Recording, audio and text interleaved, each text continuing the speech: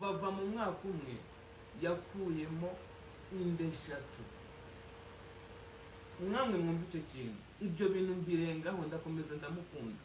Vava kigera mu buri buzima bwanjye bwese bumera nk'akayunguruzo katobaguritse. Buri kintu cyanjye cyose cyahise kijya ku gasozi. Ubwambure bwanjye, amabanga, uburyo nkoramo ibintu, nkagenda nkasanga inshuti zanjye zifite amakuru ntazi, kumbi ariko sinicinga.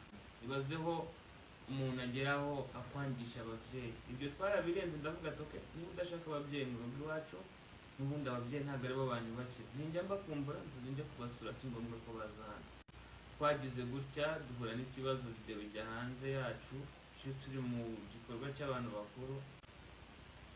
Umugore ntabwo yongeye kunyumva, umugore ntabwo yongeye kunyubaha.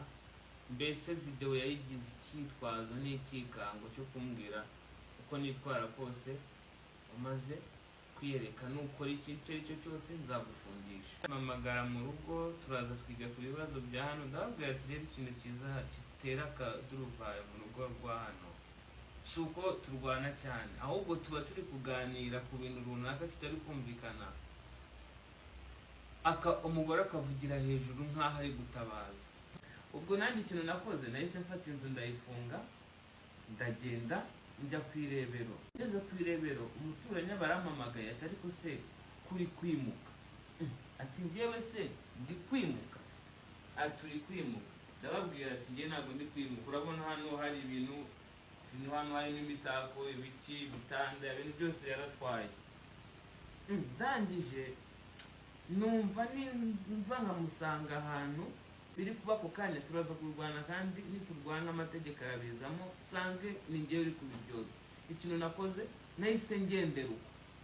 Iri joro nibwo ikintu cyangaruye, nibwo nahamagawe na Ribu, narindi higiriya Bukavu. Ubwo umuyobozi kuri Ribu wanyandikiye ati turi gushaka umugore wawe yarakureze.